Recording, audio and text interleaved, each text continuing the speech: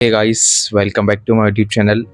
आज हम बात करने जा रहे हैं क्रिकेट के रिलेटेड, जो कि है फिलहाल जो चल रही है test series India versus Bangladesh की, जो कि पहला टेस्ट खेला जा रहा है चेन्नई के चेपॉक स्टेडियम में। तो फिलहाल इसके 3 दिन हो चुके हैं टेस्ट मैच के। तो टेस्ट मैच कुछ ऐसे मुकाम पे खड़ा है कि बांग्लादेश को 450 रन या 400 रन तक चाहिए। उनके 4 विकेट चले गए हैं और अभी खेल रहे हैं शाकिब और शांटो। कप्तान शांटो 50 पार खेल रहे, 50 मार के खेल रहे, और शाकिब 9-10 रन पे खेल रहे हैं। और फिलहाल अगर मैं पूरी टेस्ट में डे 1 से आपको ले चलूँ, पूरी बात करूँ रिव्यू की, तो यही कहूँगा कि मॉइस्चर थी पहले दिन के पिच में। पिच रिपोर्ट पे आई थी जहाँ पर मुरली कार्तिक जी ने कहा था कि ये पिच में मॉइस्चर है। तो मॉइस्चर होता है तो फिर वहाँ पर गेंदबाजों को थोड़ी सी मदद मिलती है, नमी रहती है पिच में, तो फिर थोड़ी सी हरकत शुरुआती 1 या 2 सेशंस में ज़रूर होती है। तो बांग्लादेश ने इसी के चलते टॉस जीता और पहले गेंदबाजी का निर्णय लिया। तो शांटो ने गेंदबाजी ली क्योंकि उनके बॉलर्स इन फॉर्म थे। इनफॉर्म बॉलर्स क्यों थे? क्योंकि पाकिस्तान के विरुद्ध टेस्ट सीरीज में भी उन्होंने गेंदबाजी से दोनों टेस्ट जीते थे। वहाँ पर भी उन्होंने गेंदबाजी ली थी और अच्छी तरीके से अपना जो रोटेशन हुआ था और जिस हिसाब से बॉलर्स ने परफॉर्म भी किया था, कह लूँ हसन महमूद की बात, फिर मैं कहूँ नाहिद राणा जो नए गेंदबाज है, दोनों ने एक ही टेस्ट में डेब्यूट किया था, और कहूँ शरीफुल जो सीनियर थे पहले टेस्ट में, जिन्होंने अच्छी गेंदबाजी की थी। तो सेकंड टेस्ट में वहीं पर उन्होंने तस्कीन को लाया था। तो इसमें शरीफुल तो इंजर थे, तो तस्कीन को स्टेट अवे टीम में लाया गया। तो 3 पेसर्स के साथ उतरती है बांग्लादेश: नाहिद राणा, हसन महमूद, तस्कीन अहमद और 2 स्पिनर्स। और इंडिया भी 3 पेसर्स के साथ उतरती है। कुलदीप को ड्रॉप किया जाता है, आकाशदीप को उनके जगह पे तीसरे सीमर्स की तरफ से लाया जाता है। और मैं कहूँगा ये बीजीटी के पहले की थोड़ी सी पेस अटैक की एक प्रैक्टिस हो रही है, इसलिए ऐसी पिच बनाई जहाँ पर पेसर्स के लिए थोड़ी सी ज़्यादा मदद थी। हालांकि चेन्नई में आप देखोगे तो स्पिन की मदद होती है, वो भी जैसे तीसरा दिन जाता है फिर स्पिन होने लगती है गेंद, क्योंकि क्रैक्स खुलते हैं। तो फिलहाल तो मॉइस्चर था पहले दिन पे, तो पहले दिन पूरा जो 2 सेशन था बांग्लादेश के नाम जाता है, क्योंकि हसन महमूद ने जो 4 से 6 मीटर का टप्पा पकड़ा था अपना, तो वहाँ से बॉल सीम हो रही थी बार बार। तो बल्लेबाजियों को थोड़ा सा मुश्किल रहा, क्योंकि ओवरकास्ट भी था चेन्नई में। पहले 28 डिग्री से शुरू होता है, हालांकि चेन्नई बहुत गर्मी में का शहर है तो गर्म होता है, 35-33 डिग्री वहाँ पर एक हालांकि मामूली बात है। तो वहाँ पर आते रोहित शर्मा आउट हो जाते हैं, एज लगता है। पहले एलबीडब्ल्यू का कॉल होता है, तो अंपायर कॉल होता है। फिर Shubman Gill down the leg खेलने जाते हैं, फाइन लेग की दिशा में, एज लगता है, आउट हो जाते हैं हसन महमूद। और यशस्वी जायसवाल अच्छा खेले, थोड़ा सा स्ट्रगल कर रहे थे, लेकिन वो उन्होंने अपनी पारी को जारी रखा स्ट्रगल से भरी, और 50 रन खेले। अच्छी पार्टनरशिप हुई वहाँ पर पंत और उनके बीच। कोहली आए, कोहली ने फ्लिक खेला लेग ग्लांस पे, अच्छी तरीके से खेला मिड विकेट की दिशा में। फिर 2-3 रन भागे और वो एक चौथे स्टंप पे वापस से ड्राइव मारने के चक्कर में अपना एज खो बैठे।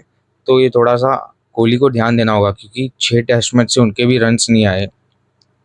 बात करूँ उसके बाद, तो फिर आता है जैसे कि इंडिया थोड़ी सी मुश्किल में होती है पहले 2 सेशंस में, क्योंकि विकेट गिर जाते हैं। 144 पे 6 था दूसरे सेशन के एंड के थ्रू, और हसन महमूद पूरे पहले इनिंग्स में पंजा खोलते हैं और बनते पहले पेसर्स बांग्लादेश के जो इंडिया की ज़मीन पे पंजा खोला है, जिन सीमर्स ने। फिर आते हैं हमारे अश्विन और जडेजा, तो उन्होंने एक अच्छी पार्टनरशिप बिल्ड की पहले दिन कि लोकेश राहुल भी अच्छा खेल रहे थे। लोकेश राहुल डिफेंसिव डिफेंसिव क्योंकि प्रेशर बढ़ रहा था, तो प्रेशर में फंबल हो जाते हैं लोकेश राहुल, ये देखा है मैंने। वर्ल्ड कप की बात करूँ फाइनल में सेम वैसे ही खेले। फिर उनका एक एज लगता है हसन मिराज के बॉलिंग पे, और वो कैच पकड़ लेते हैं मोमिनुल रॉ पे।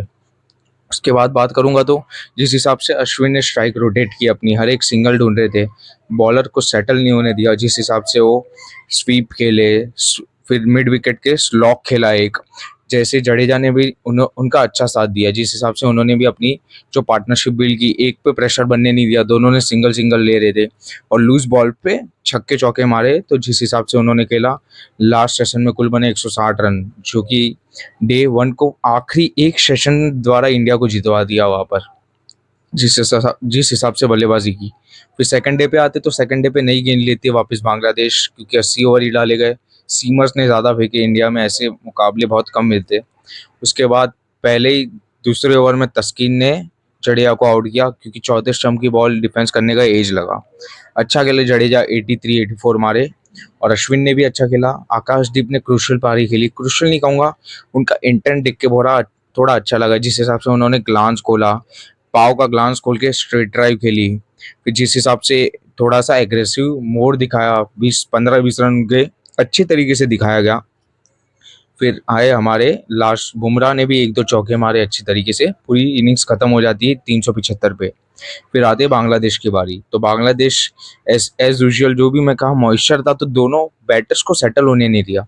इस्लाम को जिस हिसाब से पहले सेटअप किया, ओवर द स्टंप आए, 3-4 गेंदें टेस्ट की, फिर राउंड द विकेट एक गेंद आके सीधी इन स्विंग मारी और उनको लेफ्ट अलोन करना ही पड़ा। उसके ऑप्शन नहीं था कुछ बुमराह जिस हिसाब से वो गति के साथ डाल रहे थे, तो वहाँ पर वो विकेट मिलती है। फिर थोड़ा सा सेटल होते हैं जाकिर, फिर भी थोड़ा सा अनसेटल डिफेंस करते जाते, सेट होने की ट्राई कर रहे। शांतो भी धीरे धीरे अपना एक एक रन ले रहे।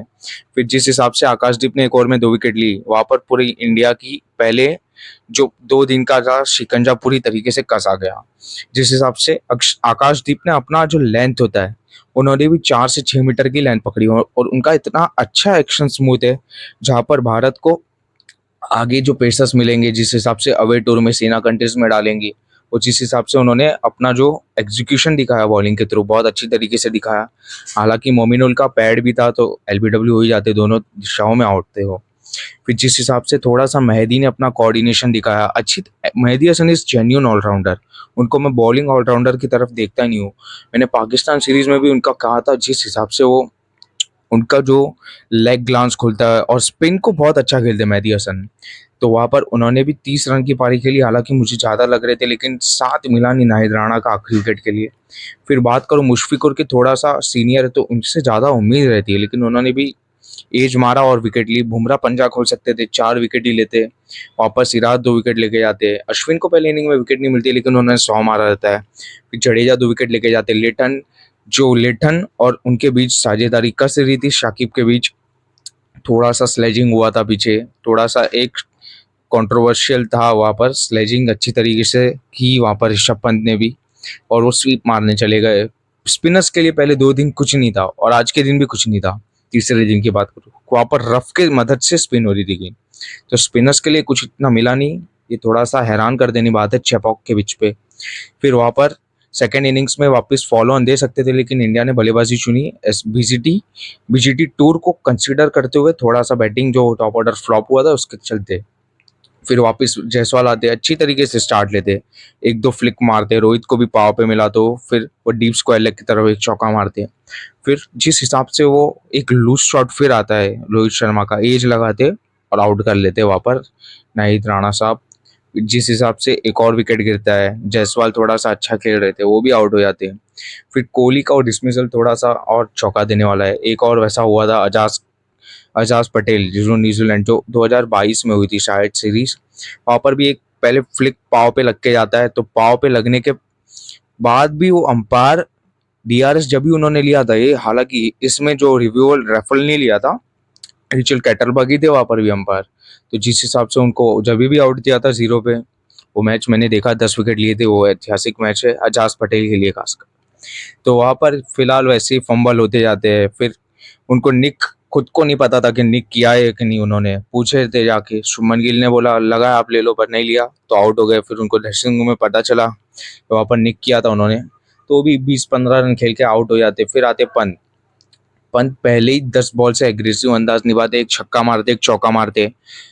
शुभमन गिल पहले इनिंग्स में 0 मारे, लेकिन उनकी आप पिछली कुछ पारियां देखोगे तो सेकंड इनिंग्स में उनका अच्छा स्कोर है। पहले इनिंग्स में एवरेज है 5, मतलब 20-25 रन मारते हैं, लेकिन सेकंड इनिंग्स में 50 के ऊपर का एवरेज है। ये अच्छी बात है, लेकिन आपको पहले इनिंग्स में भी स्कोर करना पड़ेगा, खासकर आप कैसे ऑस्ट्रेलिया जैसी टीम के साथ फिलहाल खेलने वाले हो एस बीजीटी, तो आपको उसके लिए प्रैक्टिस करनी ज़रूरी है। और पंत का रिटर्न ग्राउंड हुआ है। पंत पहले इनिंग्स में भी जहाँ पर बहुत मुश्किल थी, 89 पे 3 थी, जिस हिसाब से उन्होंने 30-40 रन बनाए और वो खुद की गलती से आउट होते हैं एंड में भी, तो वो थोड़ा सा उन्हें ध्यान रखना होगा, लेकिन अच्छी तरीके से खेला।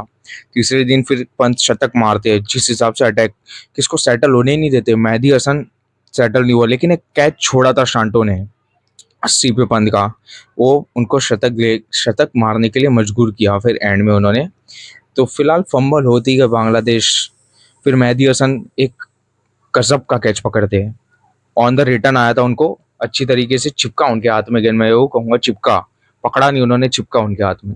110 रन मारते, फिर गिल अपना शतक मारते, धीरे धीरे खेलते, अच्छा खेले गिल, साथ निभाया पंत का, उन वो भी अग्रेसर थे, 2-3 छक्के मारे अच्छी तरीके से कदमों का इस्तेमाल करके। फिर आते राहुल, राहुल भी अच्छा ग्लांस खेलते, फिर रोहित अचानक डिक्लेयर कर देते। डिक्लेरेशन के बाद बांग्लादेश ने अच्छी पहली बांग्लादेश की ऐसी साझेदारी ओपन 50 रन के बाद इंडिया में बनाई है। अच्छी तरीके से कंपोज हुए थे जाकिर, अच्छे खेल रहे थे, शादमान इस्लाम भी अच्छा खेले, 60 रन की जो ब्रेक स्टैंड थी वो तोड़ी, बुमराह ने एक्सीलेंट कैच पकड़ा, जायसवाल ने।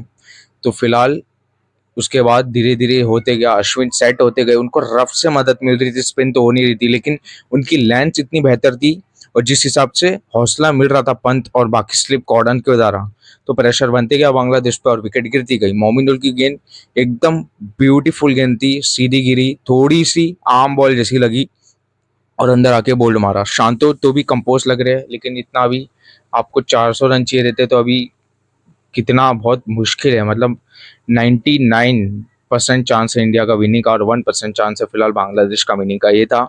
और मुशफिकर भी एक छक्का मारते स्वीप, फिर वो थोड़ा सा एक सेल्फिशनेस आ जाता है और एक कदमों का इस्तेमाल करके ब्यूटीफुल कैच पकड़ा, फिर राहुल ने आगे गिर के फिलहाल मिड ऑन के ओर पे तो अच्छा खेला।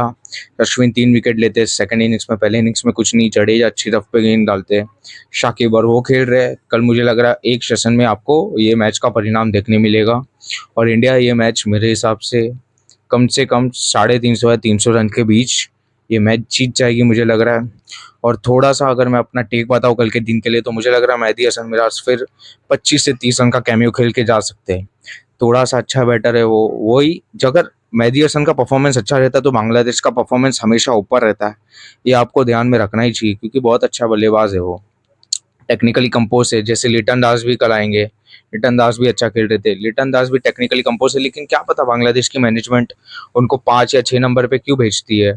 और जैसे जाकिर है, जाकिर नया है, शादलाम इस्लाम भी नया है, जिस हिसाब से उनके भी बैटर्स है तो थोड़ा सा ऊपर और प्रमोट कर सकते हैं। और शांतु के रन बहुत इंपॉर्टेंट थे, वो 50 आया, अच्छी बात है, और अच्छे बल्लेबाज है वो भी। तो मुझे लग रहा है मैच आपको एक सेशन में खत्म होते हुए दिखेगा और अश्विन पंजा ले सकते हैं, लेकिन मुझे लग रहा है कल जडेजा विकेट्स पिक करेंगे अपनी और बुमराह भी 2-3 विकेट लेके कारोबार खत्म कर देंगे। ये था मेरा टेक, पहला टेस्ट चेपॉक में जो खेला जा रहा है इंडिया बांग्लादेश के। तो आपको ये वीडियो थोड़ी सी भी इन्फॉर्मेटिव लगी हो तो प्लीज़ वीडियो को लाइक शेयर और सब्सक्राइब करना ना भूलना, तो मुझे आगे की वीडियोस बनाने में भी मोटिवेशन मिले। तब तक के लिए मुझे दीजिए इजाज़त। जय हिंद, वंदे मातरम।